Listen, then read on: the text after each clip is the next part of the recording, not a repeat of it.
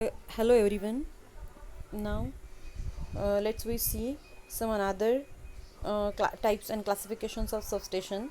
So in last section we see the different uh, classification of substation, that is in accordance with the service, then in accordance with the service voltage, in accordance with the mounting, then accordance with the construction. So this part is remaining. So according to the construction, the substation is classified as substation of the integrally built type. Integrally built type means in which the apparatus is installed on a site. In this substation, the cell structure are constructed with the concrete or bricks. Okay, if the substation is constructed with the concrete, cement concrete or bricks, then it is known as substation of an integrally built type. Then second one, it is a substation of component built type. In this substation, the assembly and prefabricated parts are assembled off-site within a substation switchgear room. The compartment of this substation is from the metal cabinet or enclosure. Okay, different equipments are placed in a compartment or a prefabricated part which is assembled of a site within a substation switchgear room, and this compartment can be done with the help of metal cabinet or the enclosure. Then this is a component build type. Then third one, it is a unit type. This is a third one, that is a unit type this is unit type factory fabricated substation.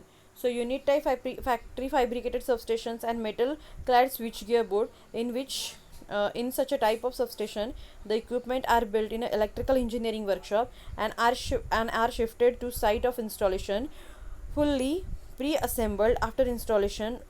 Only connection to the incoming and outgoing power circuit are required to be made. Okay, जे काही सगळं substation आहे ते एका स्विचगिअर installation type असतं आहे किंवा switchboard installation type असणार आहे. या सबस्टेशनमध्ये equipments are build in electrical engineering workshop. सगळे इक्विपमेंट्स कुठे बिल्ड केले जातात? इलेक्ट्रिकल इंजिनिअरिंग वर्कशॉपमध्ये. And are shifted to the site of installation. इन्स्टॉलेशनच्या साईटला शिफ्ट केले जातात. Fully pre assembled after installation, only connection to the incoming and outgoing power circuit. म्हणजे पूर्ण इन्स्टॉलेशन हे फुल्ली प्रिपेअर्ड तयार केलेलं असणार आहे. फक्त कनेक्शन इनकमिंग अँड आउटगोईंग लाईन्सच असेल. त्यावेळेस युनिट फॅक्टरी फॅब्रिकेटेड सबस्टेशन्स असं त्या सबस्टेशनला आपण म्हणूयात. आता नेक्स्ट वन जो काही मोस्ट इम्पॉर्टंट पॉईंट आपला जो राहिलेला आहे याच्यातला, तो म्हणजे type of substations. So the classification of substation according to design जे काय आहे सेम तसंच सगळे टाईप ऑफ सबस्टेशन्स पण सेम असणार आहेत जसे की क्लासिफिकेशन आपण बघितले. तर ते अकॉर्डिंग टू डिझाईन क्लासिफिकेशन काय, तर indoor outdoor substations. In a choice between outdoor and indoor substation depends on their relative cost and the atmospheric condition. आपल्याला माहिती आहे की इंडोअर आणि आउटडोअर आपण कसं सिलेक्ट करतो, तर त्यांची कॉस्ट काय असेल, त्यांचा वेट काय असेल आणि त्याचबरोबर त्या ॲटमॉस्फेरिक कंडिशन काय असेल ह्यानुसार आपण इंडोअर घेणार आहे की आउटडोअर घेणार आहे हे डिपेंड राहणार आहे. So first one, type of सबस्टेशनमध्ये इंडोअर आउटडोअर सबस्टेशन येणार आहे.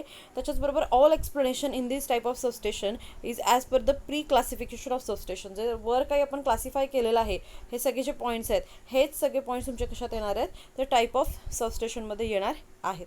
Okay, next one most important thing or next one most important point is remaining. This is a design of substation. So when a substation is to be designed, the following procedure should be adopted. There is some procedure we want to adapt this procedure. And first one, prepare a single line diagram of main electrical आपल्याला एक single line diagram तयार करायची आहे. कशाची तयार करणार आहे आपण, तर मेन इलेक्ट्रिकल कनेक्शन शोईंग बस बार अरेंजमेंट, सर्किट ब्रेकर, रिॲक्टर, की ज्याच्यामध्ये सर्किट ब्रेकर, रिॲक्टर ह्या सगळ्यांची एक सिंगल लाईन डायग्राम आपण काढू शकतो, एक अरेंजमेंट करू शकतो की ज्याच्यामध्ये बस बार दाखवू शकतो, सर्किट ब्रेकर, रिॲक्टर दाखवू शकतो. Decide the layout off switch gear keeping in view capacity of substation, method of control, number of feeder, reliability, safety, flexibility, simplicity and cost. Decide the layout off switch gear. आपल्याला एक switch गिअरचं layout तयार करायचं की ज्याच्यामध्ये आपण काय consider करणार आहे, तर capacity of substation, method of control, number of feeders किती असणार आहेत, रिलायबिलिटी कशी असणार आहे, सेफ्टी असणार आहे का, फ्लेक्झिबिलिटी, सिम्प्लिसिटी, कॉस्ट, ह्या सगळ्या गोष्टी कन्सिडर करून आपण त्याचं लेआउट तयार करणार आहोत. And third one point, it is the individual circuit. It is the individual circuit should be design that is minimum amount of risk involve in its failure. म्हणजे असं सर्किट आपण डिझाईन करणार आहोत की ज्याच्यामध्ये काही फेल्युअर झाला तर मिनिमम अमाऊंट ऑफ रिस्क असेल. The layout should be such that it should be possibly isolate any section during fault without defecting service to the healthy सेक्शनला कुठेही अफेक्ट न करता एखादा फेल्युअर झाला आहे तर लेआउट असा असायला पाहिजे आहे की it should be isolate the section. Okay, that is a faulty section isolate during the fault without affecting the healthy section. तुमचं हेल्दी सेक्शनला अफेक्ट न करता हे फॉल्टी सेक्शन आपण इझिली आयसोलेट करू शकतो. अशा पद्धतीचं लेआउट असलं पाहिजे. It should be possible to have an easy and safe for maintenance and inspection for different equipment. वेगवेगळ्या इक्विपमेंटचा इन्स्पेक्शन करायचा, मेंटेनन्स करायचा आहे तर हे सेफ असलं पाहिजे, इझिली मेंटेनन्स करता आलं पाहिजे, इझिली इन्स्पेक्शन करता आलं पाहिजे.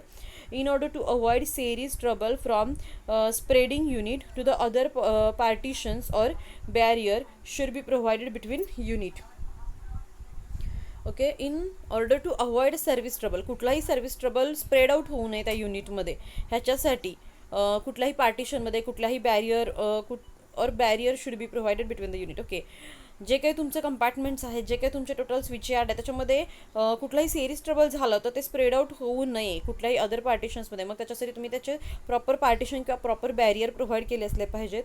Reactor may be use to limit the short circuit current. Reactor use करणार आहोत आपण कशासाठी तर शॉर्ट सर्किट करंट लिमिट करण्यासाठी, so that rupturing capacity of the circuit breaker become adequate. त्यामुळे जी काही तुमची रप्चरिंग कपॅसिटी आहे सर्किट ब्रेकरची, ओके, विथस्टँड कपॅसिटी आहे, रप्चर कपॅसिटी आहे, इट शुड बी ॲडिक्वेट, ही ॲडिक्वेटच असली पाहिजे. And arrangement should be made for extinguishing fire. Okay, extinguisher, fire extinguisher तर असला पाहिजे आहे, कारण ऑब्व्हियसली इलेक्ट्रिसिटी आहे म्हटल्यानंतर कुठेतरी फायर होण्याचे चान्सेस आहेत, इलेक्ट्रिकल फायर होण्याचे चान्सेस आहेत. मग ह्या केसमध्ये इलेक्ट्रिकल फायर अवॉइड करण्यासाठी फायर एक्सटिंग्विशर तिथं असले पाहिजेत, प्रोव्हाइड असले पाहिजेत. त्याच्याचबरोबर बकेट ऑफ सँड ह्यासुद्धा गोष्टी तिथं प्रोव्हिजन केल्या असल्या पाहिजेत. Power cable should be separated from control cables. आता ज्या काही पॉवर केबल्स आहेत ह्या कंट्रोल केबलपेक्षा सेपरेट असल्या पाहिजेत. त्याच्याचबरोबर आणखी काही पॉईंट्स आपल्याला इथे कन्सिडर करावे लागणार आहेत. तर in order to avoid very large capacity circuit breaker, the current per circuit should be limited about 200 ampere. आपल्याला काय करायचं आहे तर अगदी large capacity circuit breaker avoid करायचे आहेत, त्यामुळे जो काही करंट असणार आहे per circuit it should be limited, तो कमीत कमी असला पाहिजे, that is 2000 ampere. And arrangement should be made for extinguishing fire, हे मग अशी सांगितलं. The earth conductor should be of sufficient cross sectional area to carry the fault current in a service condition. If there is any fault current is happening, in that case the conductor having a sufficient cross section area to carry this fault current very easily.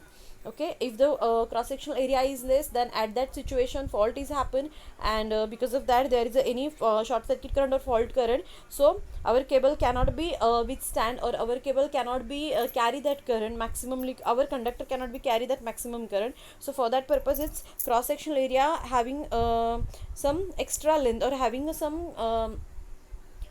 extra diameter to carry that fault current in any condition. A proper and very efficient automatic electrical protective gear should be provided. Okay, automatic electric protective gear आपल्याला provide करायचे आहेत. Power cable should be separated from control cable in order to avoid free hazard. Fireproof switch rooms and cable rooms should be provided. Free hazard कुठलाही in order to avoid any fire hazard, कुठलाही fire hazard होऊ नये म्हणून fireproof switch gear rooms आणि त्याच्याबरोबर control room आपण तिथे provide करायची आहे. And adequate arrangement should be made for all the handling, जे काही सगळे हँडलिंग आहे ते प्रॉपरली झालं पाहिजे, ॲडिक्वेट झालं पाहिजे, अशीच अरेंजमेंट तिथे आपण प्रोव्हाइड करणार आहोत किंवा प्रोव्हाइड करायची आहे. So this is a design of substation. As per that points you have to design, you have to provide the layout of substation, and finally its installation is done as per this points, as per the procedure given here.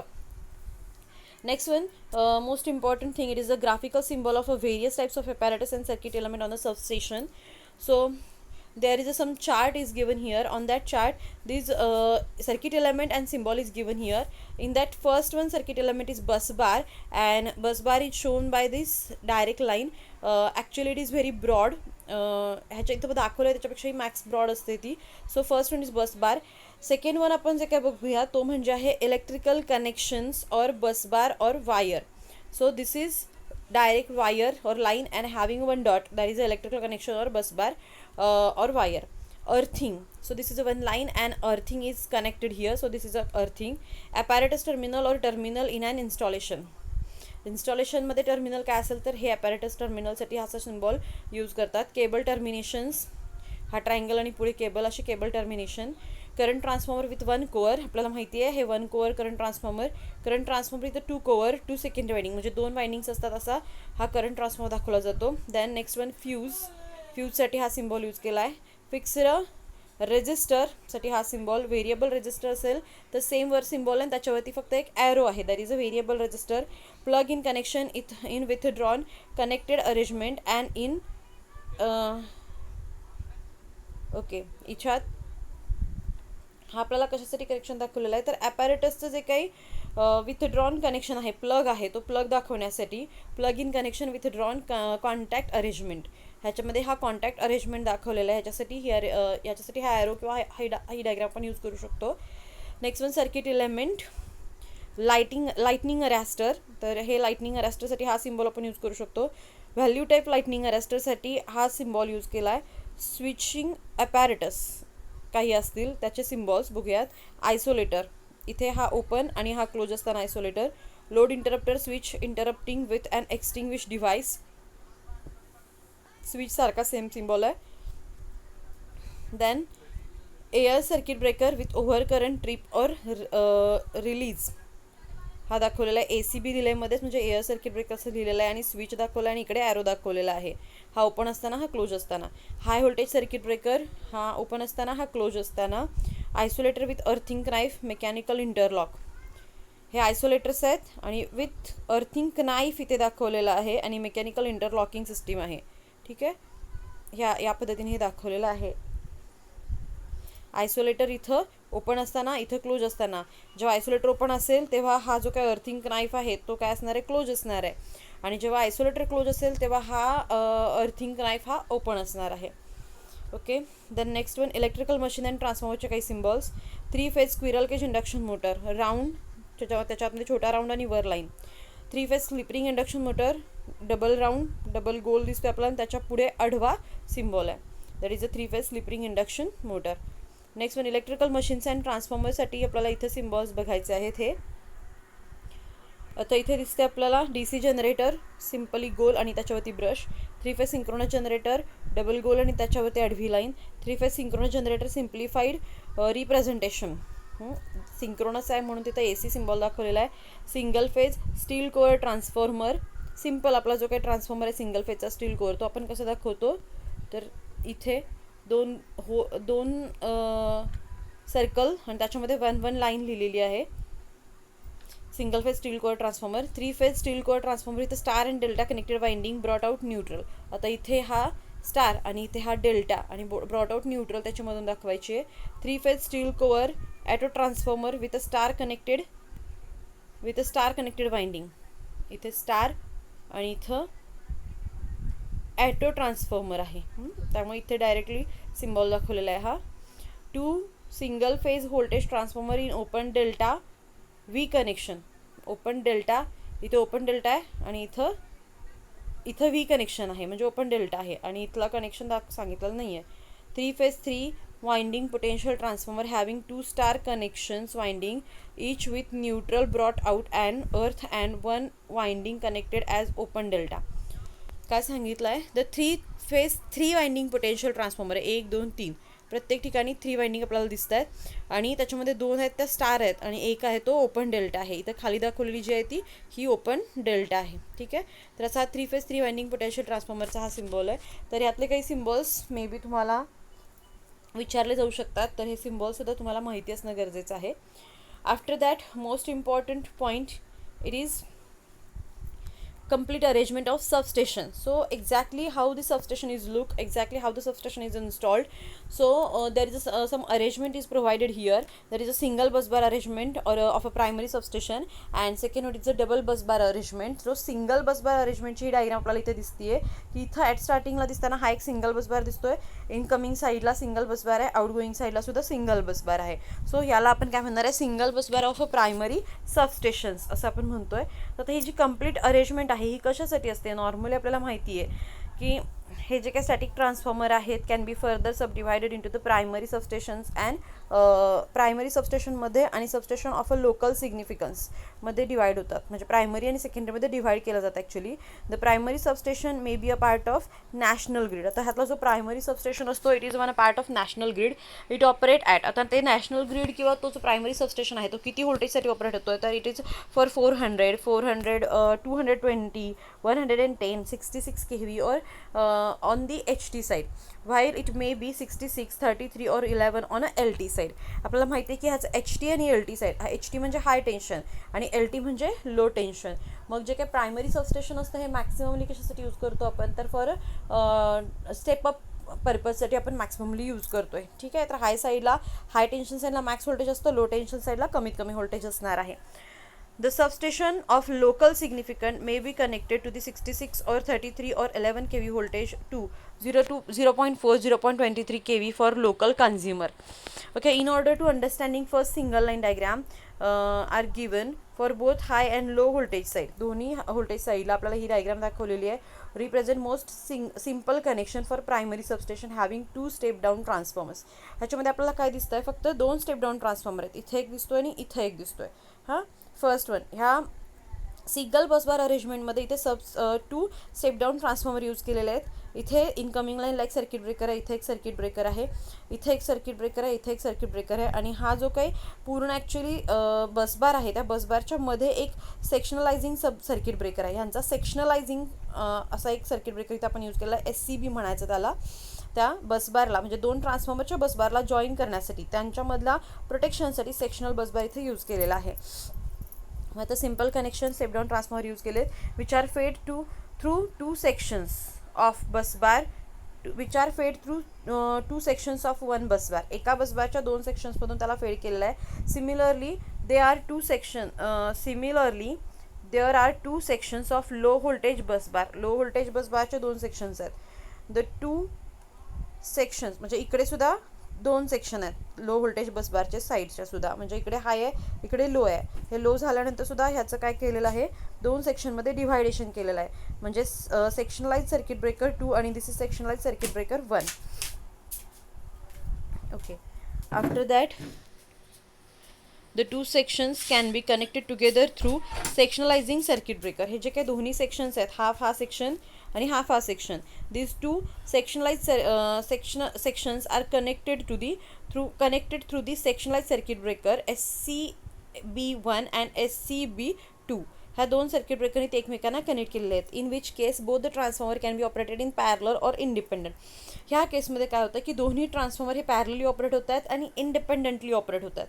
The advantages of operating the transformer independently is that in case of fault, the fault current will be smaller. मग ह्या केसमध्ये काय होणार आहे की fault current जो काय असेल तो फॉल्ट करंट अगदी स्मॉलर येणार आहे. As the primary substation have key position in a national supply system, so it is most important to ensure reliability of a supply. मग तुमच्या ह्या अशा कनेक्शन थ्रू काय होणार आहे, त्याची काही रिलायबिलिटी ऑफ सप्लाय आहे ती इन्श्योर होणार आहे. Proper reliability of supply provide केली जाणार आहे during normal as well as during several weather condition, during several fault condition. काही कंडिशन्सला सुद्धा तो काय करणार आहे तर रिलायबल ऑपरेशन प्रोव्हाइड करणार आहे. Both low and high voltage side are provided with a. आता हे low and high voltage side कशाला प्रोव्हाइड केलं आहे तर सिंगल बसबार सिस्टीमला प्रोव्हाइड केलं आहे. फक्त 2 स्टेप डाऊन ट्रान्सफॉर्मर आहेत. ह्या 2 स्टेप डाऊन ट्रान्सफॉर्मरमध्ये इनकमिंग लाईनला असणारा बसबार एका 2 सेक्शनमध्ये डिव्हाइड केला आहे. आउटगोईंग साईडचा बसबार 2 सेक्शनमध्ये डिव्हाइड केलेला आहे. आणि हे जे काही 2 सेक्शन्स आहेत ते सेक्शनलाइज सर्किट ब्रेकरने कनेक्ट केलेले आहेत. तिथे मध्ये सेक्शनलाइज सर्किट ब्रेकर आहे, सेक्शनलाइज सर्किट ब्रेकर 1, सेक्शनलाइज सर्किट ब्रेकर 2. तर हे सगळं अरेंजमेंट कशासाठी केलेली आहे तर इनकमिंग लाईनमधून जो काही सप्लाय येतोय तो 2 सेपरेट ट्रान्सफॉर्मरमधून फ्लो होणार आहे. पॅरलली हे दोन्ही ऑपरेट होणार आहेत, इंडिपेंडेंटली ऑपरेट होणार आहेत. आणि कुठला फॉल्ट कंडिशन हॅपन झालेला असेल, समजा इथं काय फॉल्ट कंडिशन झाली, ह्याच्यात काहीतरी फॉल्ट कंडिशन झाली तर काय होईल, हा सर्किट ब्रेकर ट्रिप होईल. हा जो काय तो याचा इंडिव्हिज्युअली सप्लाय प्रोव्हाइड करेल. म्हणजे रिलायबल ऑपरेशन कम्प्लिटली होणार आहे. आता हेच same circuit connection, same incoming line ज्या काय आहेत ह्या फक्त लाईन्स ज्या आहेत हाय व्होल्टेज आणि लो व्होल्टेज साईडच्या, both low voltage and high voltage side are provided with a double busbar. हे जर 2 बसबारनी प्रोव्हाइड केलं असेल तर त्याला डबल बसबार अरेंजमेंट असं म्हणतात. मग आता ते डबल बसबार अरेंजमेंट काय आहे तर त्याची डायग्राम इथे पुढे दिलेली आहे. ओके. इथे आपल्याला दिसतोय की इनकमिंग साईडला 2 बसबार आहेत आणि त्याचबरोबर आउटगोईंग साईडला सुद्धा 2 बस बार प्रोव्हाइड केलेले आहेत. बाकी सगळं सेम आहे. हे दोन्ही स्टेप डाऊन ट्रान्सफॉर्मर असणार आहेत. हे इनकमिंग फीडर लाईन्स आहेत. हे इनकमिंग लाईन्स ह्या 2 बस बारला कनेक्ट केलेले आहेत. In case of any fault in one bus bar then this supply voltage is transfer to second one bus bar and connection is continuously connection is continuously carry on. ती connection जे काय किंवा diagram जो काही current आहे तुमचा तो continuously carry on राहते. Power system is continuously carry on. So there is a reliability of supply. इथं काय केलं जातं, रिलायबिलिटी ऑफ सप्लाय इम्प्रूव्ह केलेली आहे by using the double line. बाकी सगळं सेम राहणार आहे. इनकमिंग लाईन्स, त्याच्यानंतर 2 स्टेप डाऊन ट्रान्सफॉर्मर्स, त्याच्यानंतर सर्किट ब्रेकरमध्ये कनेक्ट केलेलं SCB1 SCB2 ह्या सगळ्या गोष्टी सेम राहणार आहेत. पॅरलल ऑपरेशन ह्या दोन्ही ट्रान्सफॉर्मरचं होणार आहे. फक्त काय की बस बार 2 आहेत, एवढाच डिफरन्स या दोघांमध्ये राहतोय. तर bus couples BC1 and BC2. Bus couple ह्याच्यात बस कुठले कुठले आहेत, BC1 and BC2 are used in order to transfer the voltage from one bus bar to other bus bar with the help of sectionalizing circuit breaker SCB1 SCB2. म्हणजे SCB1 SCB2 ह्यांच्या through फक्त काय केलं जातं, जो काही supply आहे तो ट्रान्सफर केला जातो एका बसबार थ्रूपासून दुसऱ्या बसबारकडे. The two transformer be operated in parallel if required. जेव्हा रिक्वायर्ड आहे त्यानुसार हे दोन्ही ट्रान्सफॉर्मर काय होतात, पॅरलली ऑपरेशन त्यांचं होणार आहे. हिची डायग्राम मोस्ट इम्पॉर्टंट आहे. लास्ट एक्झाममध्ये डबल बसबार आणि सिंगल बसबार ह्याच्यातला एक क्वेश्चन विचारला होता. पूर्ण एक्सप्लेनेशन विचारलं होतं. पूर्ण एक्सप्लेन करून तुम्ही ह्याची डायग्राम ड्रॉ केली तरी हे सफिशियंट आन्सर याचं असेल. Okay, so after that most important point or there is another most important diagram. It is a key diagram of 11 kV substation incoming feeder. आता हे 11 kV सबस्टेशनची इनकमिंग फीडर डायग्राम आहे. आता ह्याच्यामध्ये काय दिसते आपल्याला ही की डायग्राममध्ये बघा. So first one this is a bus bar आणि ह्या बस बारला ही इनकमिंग 11 kVची लाईन कनेक्ट केलेली आहे. इथं हा ट्रान्सफॉर्मर कनेक्ट केलेला आहे. ठीक आहे, इथं त्याचा आयसोलेटर आहे. After that connection is given here. त्याच्यानंतर इथून पाठीमागे एक फीडर काढलेला आहे की जो 3 फेज 3 वाइंडिंग ट्रान्सफॉर्मर आहे. त्याचं ग्राउंड, त्याला आयसोलेटर सर्किट ब्रेकर टाकलेला आहे. इथं isolator and circuit breaker if any fault is happening. Then हे त्याचे feeder lines, next feeder lines आहेत. हे सर्किट ब्रेकर्स, ट्रान्सफॉर्मर्स, आयसोलेटर्स आणि त्यांचे outgoing feeder number 1, outgoing feeder number 2. तर ह्या पद्धतीचं हे 11 kV सबस्टेशनचं इनकमिंग फीडर लाईन किंवा इनकमिंग सबस्टेशन तुम्हाला दाखवलेलं आहे. तर आता ह्या इनकमिंग सबस्टेशन्समध्ये फक्त काय काय इको कॉम्पोनंट्स आहेत, कुठे कुठे काय कनेक्ट केलेले आहेत एवढंच फक्त आपल्याला इथं सांगायचं आहे. ठीक आहे, complete single line main connections diagram, connection diagram of an 11 kV substation.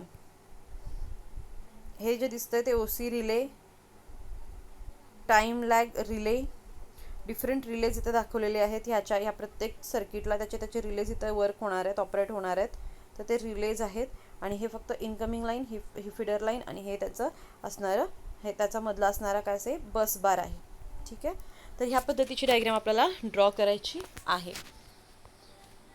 Okay, so next one most important point in this topic number 4 is insulator.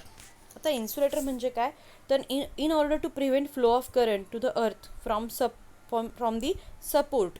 म्हणजे कुठलाही करंट जो आहे तो सपोर्टमधून फ्लो होऊ नये ह्याच्यासाठी द ट्रान्समिशन लाईन और distribution line are all secured to the supporting tower और pole with the help of insulator. सगळे जे काही ट्रान्समिटिंग डिस्ट्रीब्युशन टॉवर आहेत त्यांच्या त्या सपोर्टमधून कुठलाही तुमचा इनकमिंग लाईन जो आहे, करंट जो आहे, फ्लो होणारा करंट जो आहे तो डायरेक्टली अर्थ होऊ नये, याच्यासाठी आपण जे काही यूज करतो त्याला इन्सुलेटर असं म्हणतात. मग त्या इन्सुलेटरच्या काही रिक्वायरमेंट्स आहेत. गुड इन्सुलेटर कसं असायला पाहिजे, तर they must be mechanically very strong. तुमचा इन्सुलेटर हा मेकॅनिकली स्ट्रॉंग पाहिजे. Their dielectric strength must be very high. त्यांची डायलेक्ट्रिक स्ट्रेंथ हायर असायला पाहिजे.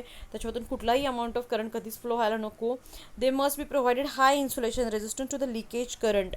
जो काही लिकेज करंट असेल त्याला हाय इन्सुलेशन रेजिस्टन्स त्याच्यामधून प्रोव्हाइड झाला पाहिजे. मॅक्स रेजिस्टन्स असेल तरच काय होणार आहे, करंट फ्लो होणार नाही आहे, लिकेज करंट फ्लो होणार नाही आहे. दे must B free from internal impurities और फ्लो. कुठलाही इंटरनल इम्प्युरिटी त्याच्यामध्ये नको आहे, कुठलाही फ्लो त्याच्यामध्ये नको आहे. दे शुड नॉट बी पोरस. त्याच्यामध्ये छोटे छोटे डॉट्स वगैरे असे नको आहेत. पोरसिटी म्हणजे अगदी छोटे छोटे डॉट असणं. दॅट इज अ पोरस. दे शुड नॉट बी पोरस. They must be impervious to the entrance of gases और liquid into the material. म्हणजे एनी ॲटमॉस्फेरिक कंडिशन काहीतरी असेल की ज्याच्यामुळे काहीतरी केमिकल फॉर्मेशन होत असेल, गॅस फॉर्मेशन होत असेल सराउंडिंगला, लिक्विड असेल सराउंडिंगला, तर ते त्याच्या आतमध्ये कधीच जायला नको, कधीच एंटर करायला नको. अभेद्य असायला पाहिजे ते की कुठलाही कितीही मोठा पाऊस असेल, कितीही मोठं केमिकल प्लांट असेल त्याच्या शेजारी समजा, आणि त्या प्लांटमुळे जर तिथला ॲटमॉस्फेरिक कंडिशन हे दूषित झालं असेल, तरीही कुठल्याही सिच्युएशनला त्या इन्सुलेटरच्या आतमध्ये ते इम्प्युरिटीज जायला नको. They must have high ratio of puncture strength to flash over voltage. म्हणजे फ्लॅश ओव्हर व्होल्टेजसाठी त्याची पंक्चर स्ट्रेंथ हायर असायला पाहिजे, हायर रेशोची असायला पाहिजे. ओके. आता next one thing is material used for that insulator. मग आता कुठले कुठले मटेरियल यूज केले जातात अशा इन्सुलेटरसाठी, तर porcelain is a most common material used for the insulator. Porcelain हेच मोस्ट कॉमन मटेरियल यूज केलं जातं इन्सुलेटर पर्पजसाठी. But in addition to this moulded together glass और steatite insulator steatite material can be used. म्हणजे porcelain तर use केलं जात आहेच, पण त्याच्यामध्ये आणखी काही ॲडिशन करून ग्लास टाईप इन्सुलेटर पण यूज करू शकतो आपण, किंवा सिएटाइट एक मटेरियल आहे. सिएटाइट हा एक जसं की संगमरवर आपण म्हणतो, सेम त्या पद्धतीचा एक इन्सुलेटर असतो किंवा त्या पद्धतीचं एक मटेरियल असतं की जे घरामध्ये इंटेरियर डिझायनिंगसाठी सुद्धा यूज केलं जातं. तर तसंच मटेरियल सिएटाइट मटेरियल हे इन्सुलेटर तयार करण्यासाठी सुद्धा यूज केलं जातं. तर त्याच्यामध्ये मॅक्सिममली यूज केलं जाणारं म्हणजे पोर्सेलिन आहे. आणि जे काही पोर्सेलिन आहे आपल्याला माहिती आहे, it is made from china clay. China क्लेपासून तयार केलं जातं, which is occurs in a nature. त्याच्यामध्ये पहिला जो आहे तो porcelain, it is manufacture from china clay which occurs in a nature in the form of aluminium silicate ह्या फॉर्ममध्ये मिळतं ते. It is mix with the plastic kaolin, त्याच्याबरोबर फेल्स्पार अँड क्वार्ट्स बरोबर मिक्स केलं जातं आहे. आणि हे मिक्सचर जे आहे ते हीटेड केलं जातं आहे ॲट अ कंट्रोल्ड टेम्परेचर. त्याच्या कंट्रोल टेम्परेचरपर्यंत ते हीटअप केलं जातं आणि मग त्याच्यापासून ते पोर्सेलिन स्ट्रक्चर आपण ॲक्च्युली काय बनवणार आहोत. तर such a insulator must be obtained is so hard, smooth, glaze and free from porosity due to the glaze. This material surface will be free from moisture content. हा ग्लेज राहणार आहे, त्यामुळे त्याच्यावरती मॉइश्चर राहणार नाही आहे किंवा मॉइश्चर शोषून घेतलं जाणार नाही आहे किंवा डस्ट पार्टिकल त्याच्यावरती कलेक्ट होत राहणार नाही आहेत. So such a insulator is non as पोर्सेलिन insulator. मग अशा इन्सुलेटरला आपण काय म्हणतोय, तर पोर्सेलिन इन्सुलेटर असं म्हणतोय. ठीक आहे. So remaining another insulators are see in a next session. Okay, thank you.